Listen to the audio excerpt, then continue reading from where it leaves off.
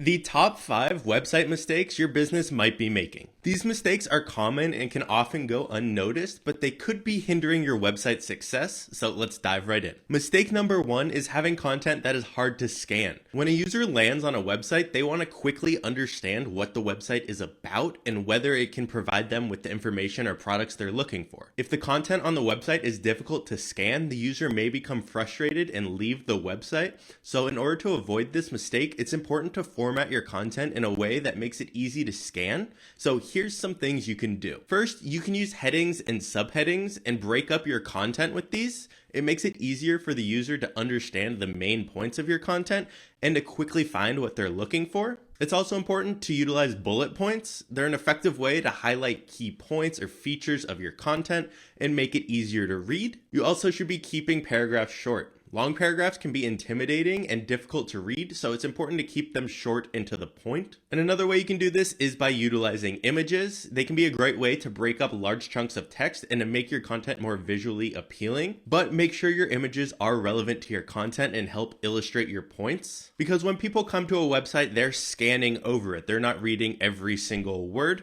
so you need to catch them with their main phrases and words and things they're actually looking for. The next mistake is not optimizing your website for mobile. This is probably the biggest mistake I see because the majority of internet users are accessing websites on their mobile devices. And so having a website that isn't optimized for mobile can be a huge mistake. And this can happen in multiple different ways. For example, it might not display properly on smaller screens, which can make it hard to navigate and find the information. It can be it not loading or displaying certain things. So if you want to avoid this, here's a couple things you should be doing. First, you should use a responsive design.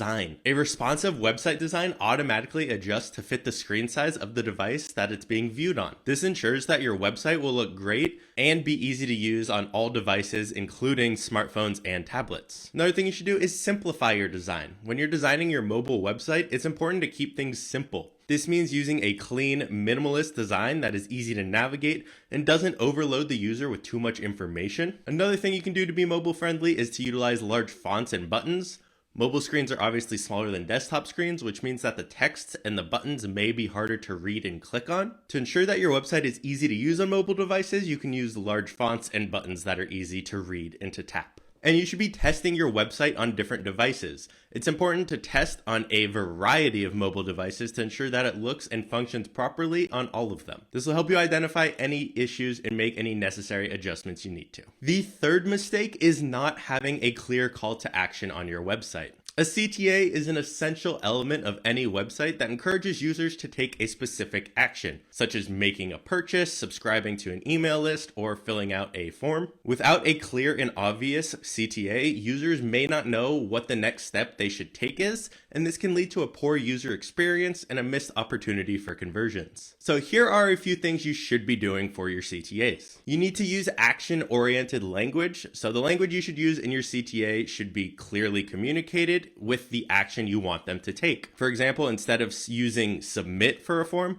you could use get my free guide or sign me up for updates. And your CTA should be very prominent and obvious on your website with a clear, eye-catching design, and it should stand out from the rest of your content. And this can be done using things like contrasting colors, larger fonts, or bold text to draw your attention to your CTA. And you should place your CTAs strategically. So you want to put them in the places where users are most likely to see them. This could be on your homepage, at the end of blog posts, or on a product page. And you should be using multiple CTAs. You don't want to rely on a single CTA to drive conversions on your website.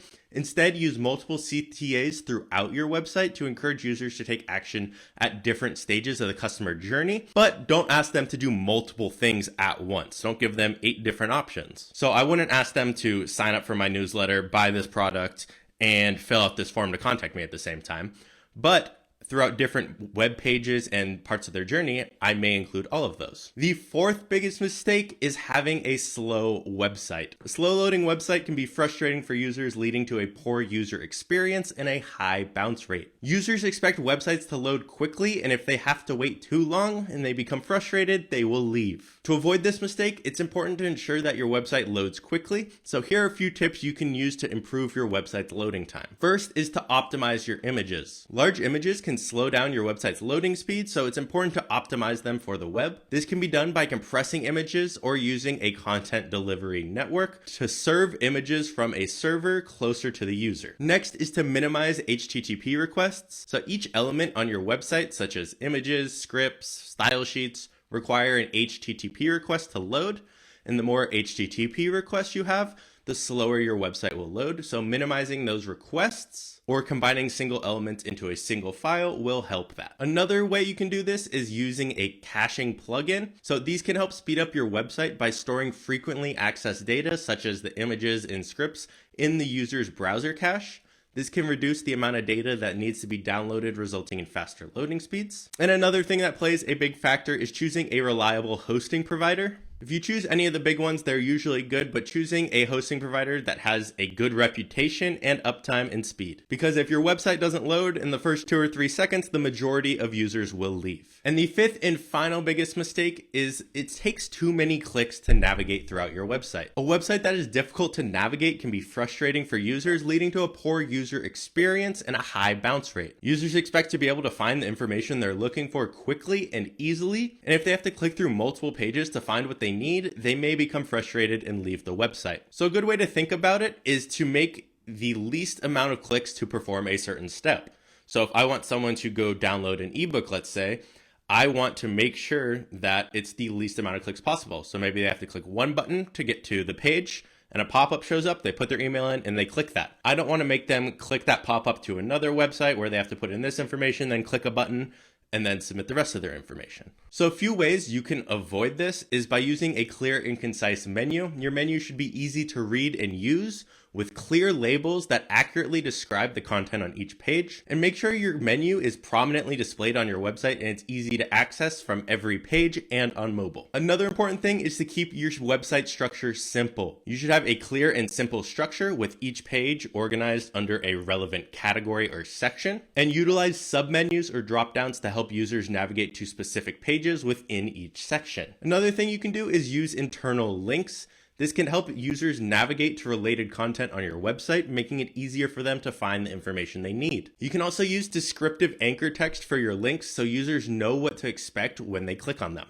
Another thing you can do is implement a search function. This can help users find the information they need quickly and easily, and make sure your search function is prominently displayed on your website and that it returns accurate and relevant results. By improving your website's navigation, you can improve the user experience and increase the likelihood of users staying on your website and engaging with your content or purchasing your product. So there you have it, the top 5 website mistakes that could be costing you traffic and conversions.